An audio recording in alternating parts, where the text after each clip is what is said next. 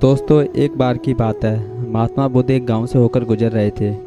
उस गांव में एक तालाब था। महात्मा बुद्ध और उनके सभी शिष्य तालाब के पास आकर रुक गए। तभी वहां पर एक लड़का अपनी माँ के साथ पानी भरने आया। उस लड़के की नज़र महात्मा बुद्ध पर पड़ी। वह महात्मा बुद्ध को पहले से ही जानता था। वह जानता था कि महात्मा बुद्ध बहुत ज्ञानी हैं और वह सभी प्रश्नों का उत्तर देते हैं। वह तुरंत ही महात्मा बुद्ध के पास पहुंचा।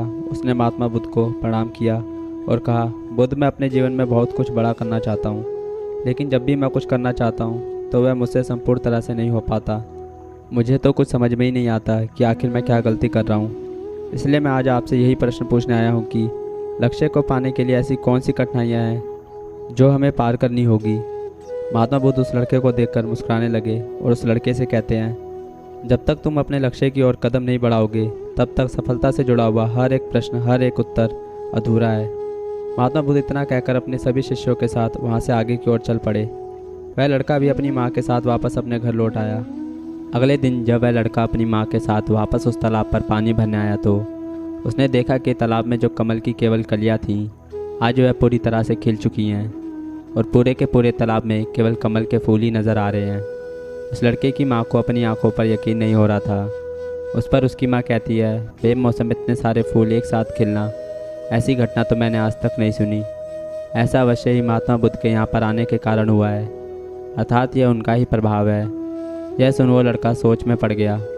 उसने तुरंत ही तालाब से एक कमल का फूल तोड़ा और मनी मन यह सोचने लगा, यदि यह महात्मा बुद्ध के प्रभाव के कारण हुआ है तो मुझे अवश्य ही महात्मा बुद्ध से मिलना चाहिए। शायद हो सकता है कि वह मुझे कुछ प्रेरणा देना चाहते हों। ऐसा सोचते सोचते उस लड़के ने यह भी मन बना लिया कि वह महात्मा बुद्ध से अवश्य मिलेगा।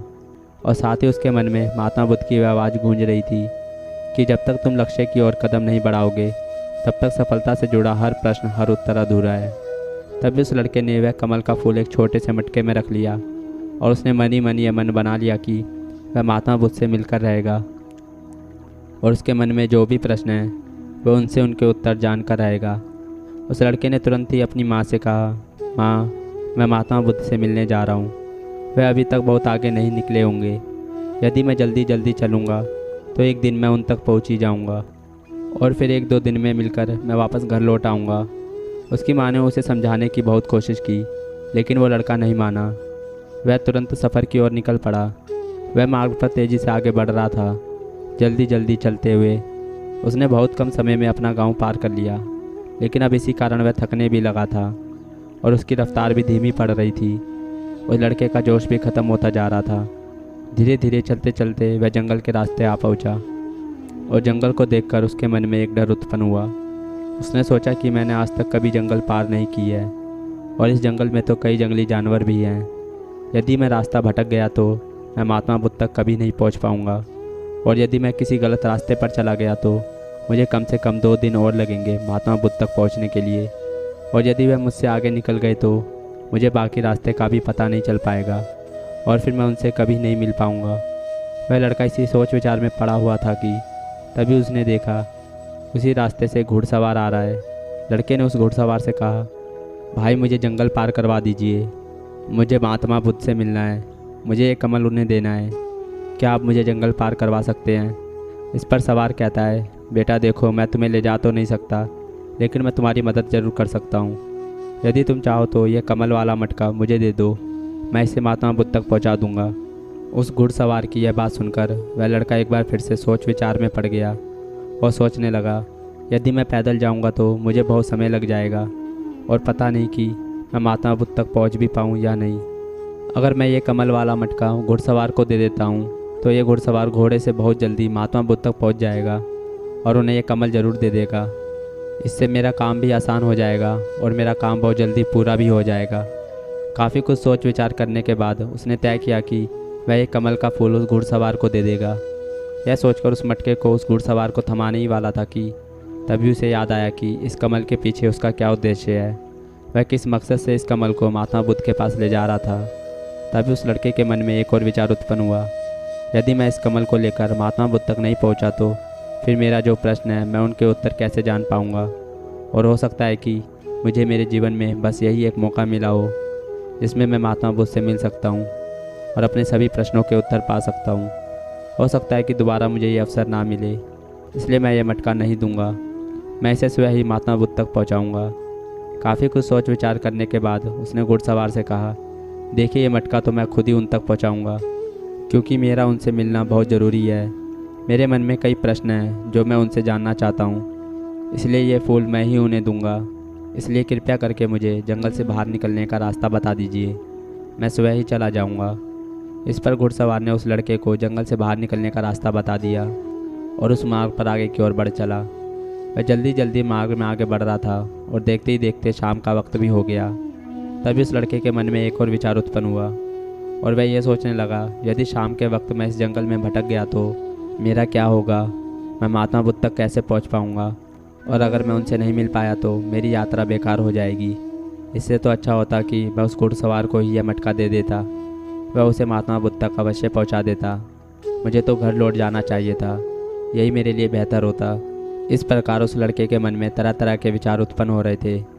ऐसा होगा तो क्या होगा, वैसा होगा तो क्या होगा, यदि मैं भटक गया तो क्या होगा। तभी उस लड़के ने उस कमल की ओर देखा। उस कमल से उसे महात्मा बुद्ध के चेहरे पर वह असीम शांति और वह मुस्कान याद आई। तभी उसके मन में एक और विचार उत्पन्न हुआ, जिनके आने से हमारे तालाब में इस प्रकार अनेकों फूल खिल गए, जिसके साथ होने से हमारे मन को प्रेरणा मिलती है, जिनसे मिलकर मेरा मन शांत हो जाता है। यदि मैं उनसे मिल पाऊँ तो कितना कुछ सीखने को मिलेगा। ऐसा सोचते ही उसके मन में एक बार फिर से महात्मा बुद्ध से मिलने की प्रेरणा जाग उठी और वह निश्चित होकर अपने मार्ग में आगे की ओर बढ़ता चला जा रहा था। काफ़ी दूर चलने के बाद जंगल ख़त्म होने लगा। तब उसने महसूस किया कि जब जब वह अपनी इस यात्रा का उद्देश्य याद करता है कि वह महात्मा बुद्ध से क्यों मिलना चाहता है, तब तब उसके राह की मुश्किलें कम होने लगती हैं। और यही वास्तविकता है, यही हम सबके साथ होता है। फिर चाहे वह कोई छात्र हो या व्यापारी, जब जब इंसान खुद पर शक करता है, खुद पर संदेह करता है, तब तब वह रुकावटें बड़ा रूप ले लेती हैं। और जब हम अपने लक्ष्य को याद रखते हैं, अर्थात अपना उद्देश्य याद रखते हैं, तब तब वह रुकावटें हमारे सामने छोटी पड़ जाती हैं और हम उसे आसानी से पार करके अपने लक्ष्य की ओर आगे बढ़ चलते हैं। इस पर उस लड़के ने यह महसूस किया कि उसे अपना लक्ष्य याद रखना है और अपना उद्देश्य याद रखना है और छोटे छोटे कदमों के साथ आगे की ओर बढ़ते जाना है। उसके बाद उस लड़के ने सारी चिंताएं छोड़ दी। वह केवल सफ़र पर आगे की ओर बढ़ता जा रहा था, लेकिन इस बीच वह चलते चलते काफ़ी थक चुका था।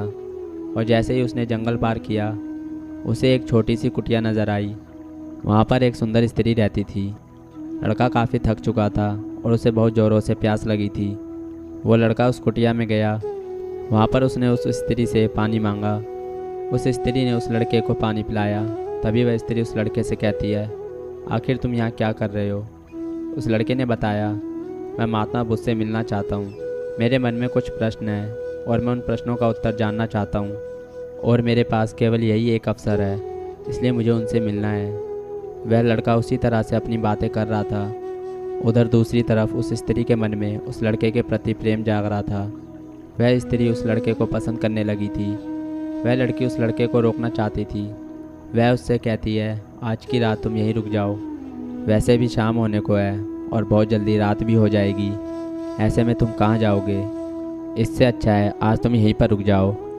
आज हमारे ही बगल में शादी है, वहाँ पर नाच गाना होगा, खाना पीना होगा, बहुत मज़ा आएगा, इसलिए आज रात तुम यहीं पर रुक जाओ। उस स्त्री के मुख से यह सुनकर वह लड़का समझ चुका था कि यह स्त्री मुझे पसंद करती है और वह बहुत सुंदर भी है। उसकी सुंदरता को निहारते हुए वह लड़का मन ही मन सोच रहा था कि यदि मैं इस तरह से दोस्ती कर लूँ तो मुझे जीवन का मज़ा आ जाएगा, और वैसे भी आज रात तक तो मैं महात्मा बुद्ध से मिल नहीं पाऊँगा, तो क्यों ना मैं यहीं पर रुक जाऊँ। तभी उस लड़के ने जवाब देते हुए कहा कि मैं कुछ देर सोचकर बताता हूँ। लड़का इस विषय पर सोच विचार कर रहा था कि तभी उसके मन में एक बार फिर से महात्मा बुद्ध की वह बात याद आई और उसे यह एहसास हुआ कि मैं इतनी दूर यहाँ पर क्यों आया हूँ। उसने मन ही मन खुद से प्रश्न किया, क्या मैं यहाँ पर इतनी दूर इस लड़की से मित्रता करने आया हूँ। नहीं नहीं, यह मेरी मित्र नहीं बन सकती। क्या भरोसा, आज इसका मन मेरे पे आया है, कल किसी और पर आ गया तो मैं क्या करूँगा। उस लड़के ने तुरंत ही कमल की ओर देखा। तभी उसे उसका उद्देश्य याद आ गया और उसने तुरंत ही यह निर्णय लिया कि वह आगे की ओर बढ़ेगा। उसने उस लड़की को साफ साफ मना कर दिया और अपने मार्ग की ओर आगे बढ़ चला। जब वह आगे की ओर जा रहा था तभी उसे अपने इस निर्णय पर अफसोस हो रहा था। उसे ऐसा लग रहा था यदि उसे महात्मा बुद्ध ना मिले तो उसके हाथ से यह स्त्री भी चली जाएगी। इस बात का उसे बहुत मलाल था, लेकिन वह धीरे धीरे मार्ग में आगे बढ़ता गया। कुछ दूर आगे जाने के बाद जब उसका मन शांत हुआ, तब उसे इस बात का एहसास हुआ कि यदि वह उस स्त्री के पास रुक जाता तो वह अपने उद्देश्य में कभी सफल नहीं हो पाता और उसकी ये यात्रा बेकार हो जाती, उसकी इतनी मेहनत व्यर्थ हो जाती। और तब उसे एक और चीज़ का एहसास हुआ कि जो भी व्यक्ति या फिर वस्तु हमें अपने उद्देश्य से भटकाने का प्रयास करे, हमें उससे तुरंत ही दूर हो जाना चाहिए। हमें अपना उद्देश्य याद रखना चाहिए कि हमने यह सफ़र क्यों शुरू किया था और हम अपनी मंजिल पर क्यों पहुंचना चाहते हैं। वह लड़का ये सब सोच विचार कर आगे की ओर बढ़ता जा रहा था। रात्रि का वक्त होने वाला था और वह लड़का तेज़ी से अपने मार्ग में आगे की ओर बढ़ता जा रहा था। तभी उसे मार्ग में एक बुज़ुर्ग व्यक्ति मिले। उसने उस बुज़ुर्ग व्यक्ति से पूछा, बाबा मैं महात्मा बुद्ध से मिलना चाहता हूँ और पिछले गांव में मुझे किसी ने बताया कि वह इसी मार्ग से आगे की ओर बढ़े थे। क्या आप मुझे बता सकते हैं कि वह किस तरफ गए हैं? इस पर वह बुज़ुर्ग व्यक्ति उस लड़के से कहता है, बेटा तुमसे कोई गलती हो गई है, तुमसे कोई गलतफहमी हो गई है। यहाँ से कोई भी ऋषि मुनि नहीं गए हैं। हो सकता है कि रास्ते में कोई मोड़ हो जिस पर तुम्हारा ध्यान ना गया हो। वह ऋषि मुनि उसी रास्ते से गए होंगे। यह सुन वो लड़का घबरा गया। अभी कुछ ही घंटों पहले तो मैंने उस बस्ती को पार किया था। यदि मैं वापस गया तो मैं बहुत पीछे हो जाऊंगा और अब तो अंधेरा भी होने वाला है। मेरे पास ना तो कोई रहने का कोई साधन है और ना ही खाने पीने का। मेरी तो पूरी यात्रा बेकार हो गई। मुझे तो लग रहा था कि मैं महात्मा बुद्ध से अवश्य मिलूंगा, लेकिन अब लगता है कि ये मुमकिन नहीं। इस प्रकार के कई विचार उस लड़के के मन में उमड़ने लगे। वो लड़का खुद पर संदेह करने लगा। जैसे ही उसके मन में इस प्रकार के विचार उत्पन्न हुए, मानो उसके पैरों में किसी ने बेड़िया डाल दी हो।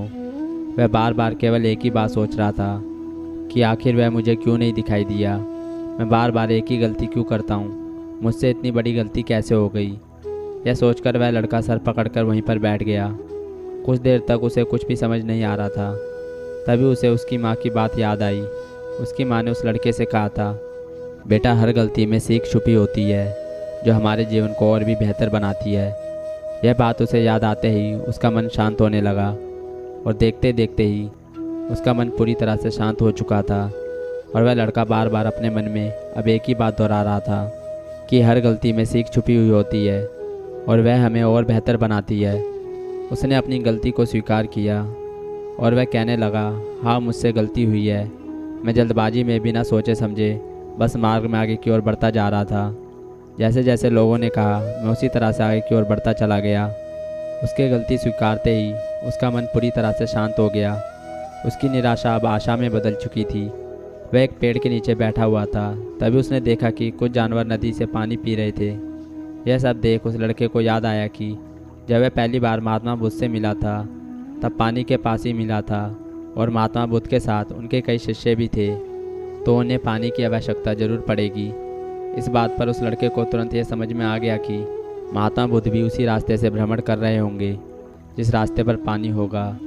तभी उसने सोच विचार कर यह तय किया कि वह वापस जाने से अच्छा है क्यों ना मैं नदी के किनारे किनारे आगे की ओर बढ़ता रहूं। ऐसा सोचते ही उसने तुरंत ही रास्ता बदल लिया और अब वह नदी के रास्ते आगे बढ़ने लगा। जैसे जैसे वह आगे बढ़ता जा रहा था उसका मन और भी हल्का और शांत होता जा रहा था।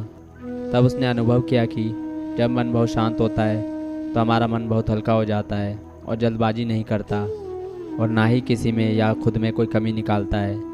फिर हमारी बुद्धि पहले से बेहतर काम करने लग जाती है।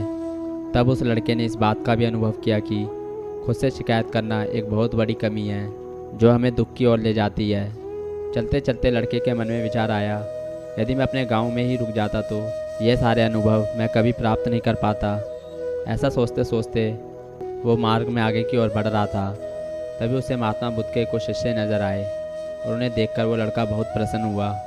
वह अपने मार्ग में और भी तेज़ी से आगे बढ़ने लगा और आखिरकार लगातार 2 दिनों का सफ़र तय करने के बाद वह महात्मा बुद्ध के पास पहुंच ही गया।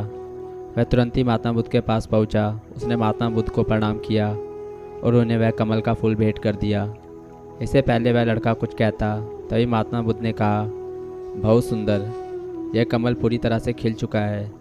2 दिन पहले ही तुमने मुझसे पूछा था कि लक्ष्य को पूरा करने के लिए इंसान को कौन सी कठिनाइयों को पार करना पड़ता है। लेकिन 2 दिनों बाद तुमने बहुत सारे अनुभव प्राप्त कर लिए हैं। तुम्हारा यह धैर्य और यह मुस्कान देखकर लगता है कि तुमने इस यात्रा में बहुत कुछ सीखा है। इस पर उस लड़के ने यात्रा में घटती हुई हर एक बात महात्मा बुद्ध को बता दी। तभी महात्मा बुद्ध ने उस लड़के से कहा, तुम्हारे मन में जो भी प्रश्न है मैं उनके जवाब तुम्हें ज़रूर दूंगा। आगे महात्मा बुद्ध कहते हैं, बिना कोशिश के कुछ मुमकिन नहीं। जब इंसान किसी लक्ष्य के लिए किसी रास्ते पर चलता है तब सबसे पहले वह अपने अनुभव से ही सीखता है, और जब धीरे धीरे उसका विवेक जागृत होने लगता है, उसकी बुद्धि काम करने लगती है, तब दूसरों के अनुभव और गलतियों से सीखने लगता है। जीवन में यदि सफल होना है, किसी लक्ष्य को प्राप्त करना है, तो सफलता का रहस्य सीखने से पहले हमें उस रास्ते पर चलना पड़ता है। महात्मा बुद्ध आगे कहते हैं, किसी भी लक्ष्य को प्राप्त करने के लिए उस रास्ते में हमें 3 दिक्कतें आती हैं, और इनका निवारण करने के बाद ही हम अपने लक्ष्य तक पहुंच पाते हैं। और तुमने भी वह 3 बातें सीख ली। पहला, अपने उद्देश्य को पहचानो और उसके प्रति समर्पण अर्पण करो। जैसे कि तुम ये कमल का फूल मुझ तक पहुँचाना चाहते थे और तुम्हारा उद्देश्य भी यही था। तुमने ये जान लिया था कि यह फूल मुझ तक पहुँचाने के लिए तुम्हारा क्या उद्देश्य है, जिस कारण तुम्हारे मन के सारे संदेह खत्म हो गए। इसके बाद जब भी तुम फूल को देखते थे तुम्हें अपना उद्देश्य याद आ जाता था। आगे महात्मा बुद्ध ने कहा, तुमने स्वयं के अनुभव से ही जान लिया कि अपनी मंजिल तक हमें किस प्रकार से पहुंचना है, और सब कुछ तुम्हारे भीतर से ही प्रकट हो रहा है। वह लड़का महात्मा बुद्ध की सारी बातें ध्यानपूर्वक सुनता रहा। तभी आगे महात्मा बुद्ध कहते हैं, तुम्हारे मन में कई प्रकार के डर और संदेह थे कि पता नहीं तुम मुझ तक पहुँच भी पाओगे या नहीं, पता नहीं तुम जंगल पार कर पाओगे या नहीं, क्योंकि तुमने आज से पहले कभी जंगल पार नहीं किया था, और रास्ते में तुम्हें तरह तरह की रुकावटें भी झेलनी पड़ी। और जब हमारे रास्ते में तरह तरह की रुकावटें उत्पन्न होती हैं तब हमारा मन बाधित होने लगता है, हमारा मन भटकने लगता है और हम अपने लक्ष्य से भटक जाते हैं। लेकिन जब हम अपना सारा ध्यान रुकावट से हटाकर अपने उद्देश्य पर लगाते हैं तो सारी रुकावटें खुद ब खुद छोटी पड़ने लगती हैं और हम उसे आसानी से पार कर ले जाते हैं। शुरुआत में हर किसी की यही समस्या है कि वह ये नहीं जानता कि वह आखिर सफल क्यों होना चाहता है, क्यों वह कुछ करना चाहता है। इसी कारण उनके सामने परेशानियां भी बहुत ज़्यादा होती हैं और वह उन परेशानियों के सामने घुटने टेक देते हैं। लेकिन जैसे जैसे आप बढ़ते हैं, अपने लक्ष्य के प्रति समर्पित होते जाते हैं और हमारे लिए चलते जाना आसान हो जाता है और हम अपने लक्ष्य तक पहुंच ही जाते हैं। आगे महात्मा बुद्ध उस लड़के को तीसरी बात बताते हुए कहते हैं, असली शक्ति इच्छाओं को पूरा करने में नहीं बल्कि उनको मिटाने में कहते हैं। अगर हम अपने उद्देश्य की ओर आगे की ओर बढ़ते हुए आकर्षण के पीछे रुक जाते हैं तो हमारी यात्रा कभी पूरी नहीं हो सकती। जैसे इस यात्रा के दौरान तुमने फूल हमेशा अपने साथ रखा, अपने पास रखा, वैसे ही उद्देश्य हमेशा सामने रखना चाहिए। हमारा लक्ष्य हमारी आंखों के सामने होना चाहिए। इससे हमें निर्णय लेने में आसानी होती है। अन्यथा हमारे मन का संदेह, हमारे मन की शंका हमें कभी भी सही निर्णय नहीं लेने देगी और हमें मन की उलझनों में फंसा के रख देती है। इसलिए संदेह के प्रति सचेत रहें। आगे महात्मा बुद्ध उस लड़के से कहते हैं, बेटा, खुद पर शक करने की आदत से ज़्यादा खतरनाक और कुछ भी नहीं, क्योंकि जितना नुकसान आपके नकारात्मक विचार आपका कर सकते हैं उतना तो और कोई नहीं कर सकता। यदि आप खुद पर संदेह करते हैं तो आप अपने प्रयास में विफल हो ही जाओगे, क्योंकि आप अपना कार्य पूरे ढंग से कर ही नहीं पाओगे। आप उससे बचने का प्रयास करोगे और हमारे मन में केवल एक ही विचार चलता रहेगा कि आखिर हमसे ये गलती क्यों हुई, मैं इतना नादान, इतना कमज़ोर कैसे हो सकता हूँ, और अगर मैं आज इतना कमज़ोर हूँ, मैं आज उस काबिल नहीं हूँ, तो मैं आगे चलकर क्या कर पाऊँगा। तो इसलिए अपने आप को यह याद दिलाओ कि हर गलती में सीख छुपी हुई है और उससे सीखकर ही हमें अनुभव मिलता है और यह अनुभव ही हमें अपने लक्ष्य तक पहुँचने में मदद करता है। आपको उद्देश्य की तरफ आगे बढ़ते चलना है। सिर्फ इसी तरह से आप किसी भी चुनौती का सामना कर सकते हैं और बड़े से बड़े लक्ष्य को भी आसानी से हासिल कर सकते हैं। उस लड़के को महात्मा बुद्ध की सारी बातें समझ में आ गई और वह महात्मा बुद्ध को प्रणाम करके अगली सुबह वह अपने घर की ओर लौट गया।